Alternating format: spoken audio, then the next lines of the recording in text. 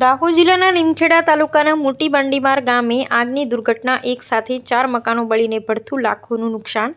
દાહોદ જિલ્લાના લીમખેડા તાલુકાના મોટી બંડીમાર ગામે આકસ્મિક રીતે લાગેલી આગની ઘટનામાં એક સાથે 4 મકાનો આગની જ્વાળામાં બળીને પડતું થયા હતા।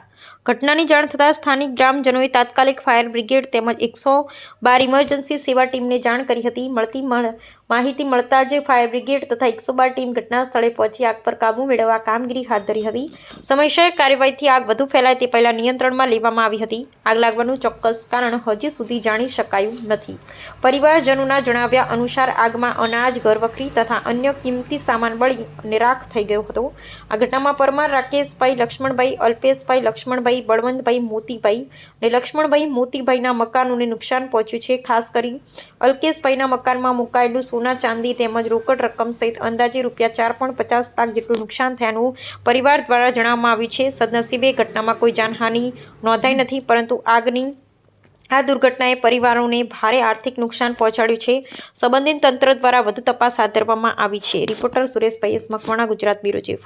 અને જે કઈ વસ્તુ હતી અંદર અનાજ, પાણી, રકમ, પૈસા જે કંઈ મૂકેલું હતું ટોટલી વસ્તુ બંને ભાઈઓની અને જોડે બધી વળી ગઈ છે આજની તારીખે।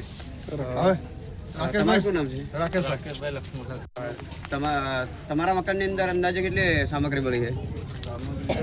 બધું જ બળી ગઈ।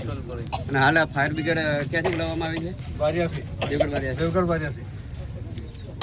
બાજુમાં બીજા કોના મકાન હતા? બળવંતભાઈ, મોતીભાઈ। તમારું બી મકાન બળી હા, એમને બી મળી। અંદાજે 3 મકાનો એક સાથે બળ્યા હા, છે। એક સાથે। મકાન બળવાનું કારણ હાલ કોઈ જાણવા નથી મળ્યું।